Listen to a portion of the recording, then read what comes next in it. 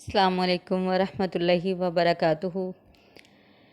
نحمدہ ونصلی علی رسولہ الکریم، اما بعد فاعوذ باللہ من الشیطان الرجیم، بسم اللہ الرحمن الرحیم۔ رب اشرح لی صدری ویسر لی امری واحلل عقدۃ من لسانی یفقہوا قولی۔ ہاں جی، تو آج ہمارا جو ہے فرسٹ لیکچر ترجمے کا۔ سب سے پہلے قرآن مجید کی میں نے بتایا تھا آپ کو کہ ترجمہ انشاءاللہ آغاز کرنا ہے ترجمہ تفسیر کا، تو آج ہم ترجمہ تفسیر کا آغاز کر رہے ہیں۔ ترجمہ تفسیر جو ہے سب سے پہلی صورت ہماری ہے سورۃ الفاتحہ۔ سورۃ الفاتحہ کی اہمیت اور فضیلت کے بارے میں الگ سے آپ کو اپلوڈ کر کے ویڈیو سینڈ کر دوں گی انشاءاللہ۔ اور اب ہم ترجمہ جو ہے وہ سٹارٹ کرتے ہیں۔ ویسے سورۃ الفاتحہ کا معنی جو ہے وہ ابتدا اور آغاز ہے، اسی لیے اس سورت کو سب سے پہلے سامنے لایا گیا، سب سے فرسٹ پہ لایا گیا۔ تو یہ سورۃ الفاتحہ جو ہے یہ مکی ہے اور اس کی 7 آیات ہیں اور 1 رکوع ہے۔ اور مکی اور مدنی میں آپ کو بتاتی چلوں، مکی کسے کہتے ہیں اور مدنی کسے کہتے ہیں۔ کچھ لوگ کہتے ہیں کہ مکی وہ ہوتی ہے جو مکے میں نازل ہوئی اور مدنی وہ ہوتی ہے جو مدینے میں نازل ہوئی، تو ایسا بالکل نہیں ہے۔ مکی صورتیں وہ ہوتی ہیں جو نبی کریم صلی اللہ علیہ وسلم کی ہجرت سے پہلے نازل ہوئیں، وہ مکی صورتیں ہیں، اور مدنی صورتیں وہ ہیں جو ہجرت کے بعد نازل ہوئیں، وہ مدنی صورتیں ہیں، چاہے وہ مکے کے اطراف میں ہی بعد میں کیوں نہ نازل ہوئی ہوں، لیکن اسے مدنی ہی کہلایا جاتا ہے۔ ٹھیک ہے، تو ہم آغاز کرتے ہیں۔ بسم اللہ الرحمن الرحیم۔ اللہ کے نام کے ساتھ جو بڑا مہربان رحم کرنے والا ہے۔ بسم اللہ، بسم اللہ، ساتھ نام، بی کا معنی ہے ساتھ، اسم نام، اللہ ہی، اللہ کے، الرحمن جو بڑا مہربان، الرحیم نہایت رحم کرنے والا ہے۔ اللہ کے نام کے ساتھ جو بڑا مہربان رحم کرنے والا ہے۔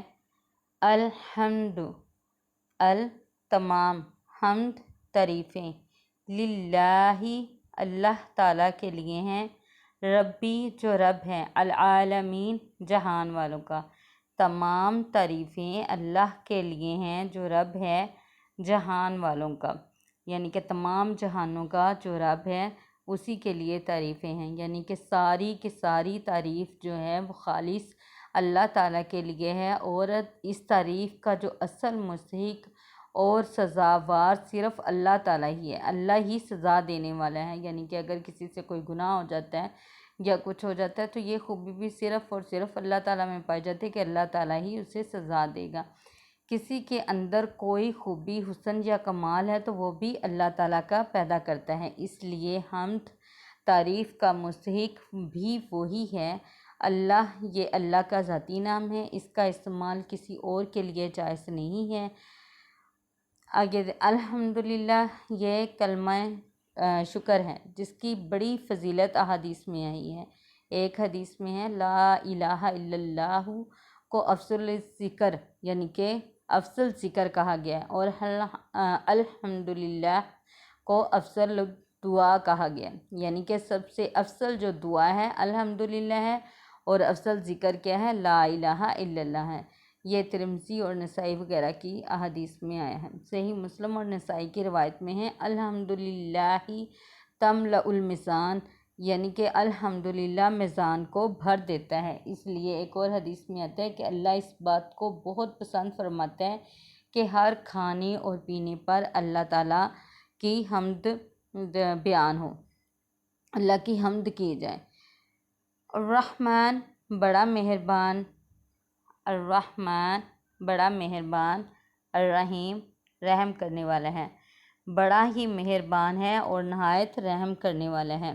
یہ اللہ تعالیٰ کی صفت ہے یہ بھی کہ وہ بہت ہی بڑا مہربان ہے اور رحم کرنے والا ہے اپنے بندوں پر وہ رحم کرتا ہے اور بہت ہی مہربان ہے۔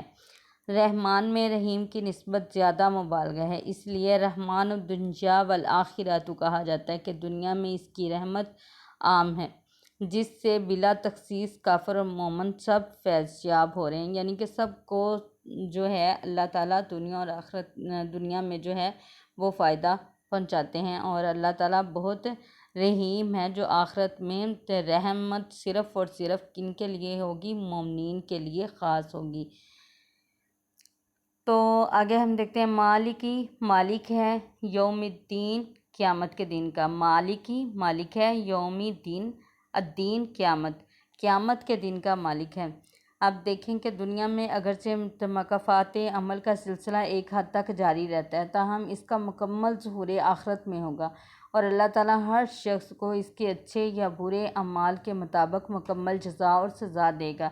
اسی طرح دنیا میں عارضی طور پر اور بھی کئی لوگوں کے پاس تحت الاسباب اختیارات ہوتے ہیں، لیکن آخرت میں تمام اختیارات کا مالک صرف اور صرف اللہ تعالیٰ ہی کی ذات ہوگی۔ اللہ تعالیٰ اس روز فرمائے گا لمن الملک اليوم، آج کس کی بادشاہی ہے؟ پھر وہی جواب دے گا للہ الواحد القہار، کہ اللہ تعالیٰ ہی کی جو ہے، اللہ تعالیٰ ہی واحد کارساز ہے، اللہ تعالیٰ ہی کی بادشاہی ہے آج کے دن۔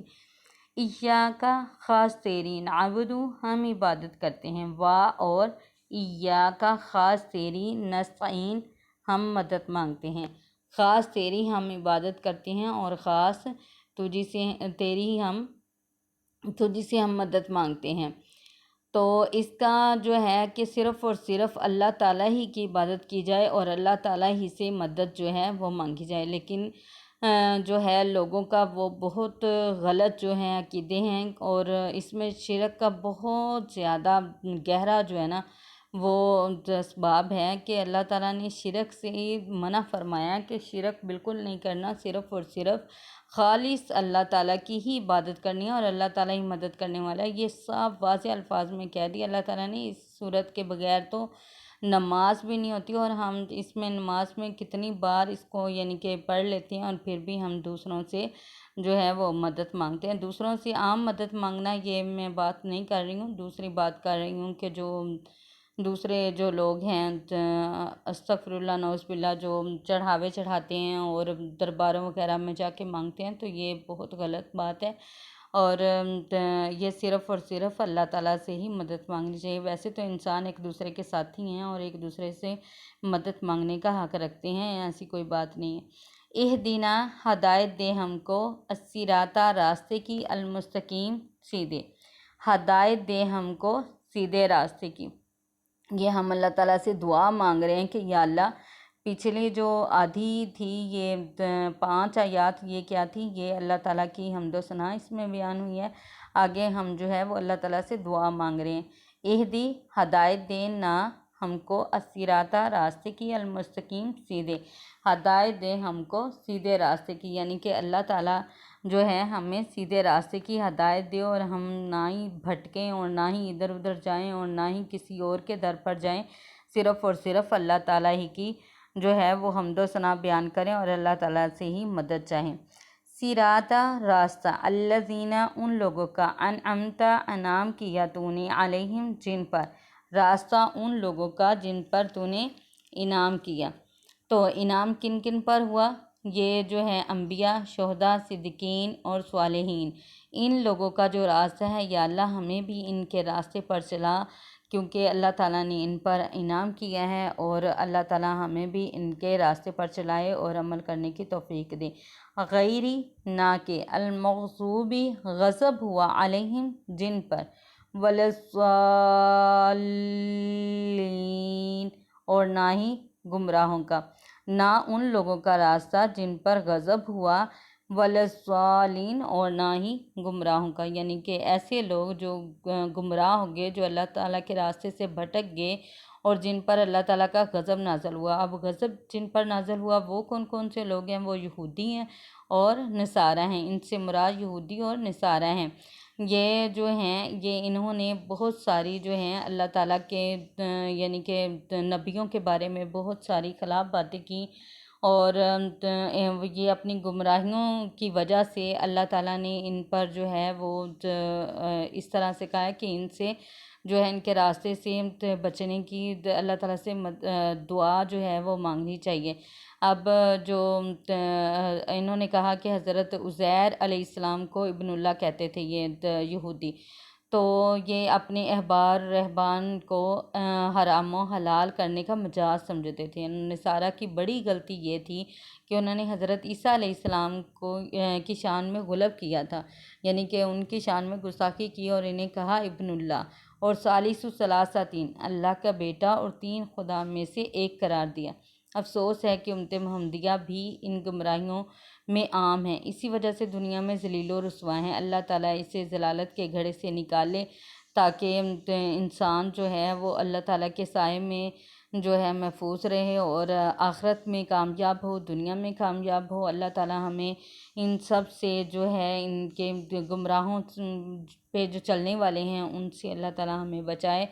اب سورۃ الفاتحہ کے آخر میں آمین کہنے کی نبی صلی اللہ علیہ وسلم نے بڑی تاکید اور فضیلت بیان فرمائی ہے، اس لیے امام اور مقتدی ہر ایک کو آمین کہنی چاہیے۔ نبی صلی اللہ علیہ وسلم جہری نمازوں میں اونچی آواز سے آمین کہا کرتے تھے اور صحابہ بھی، حتیٰ کہ مسجد گونج اٹھتی۔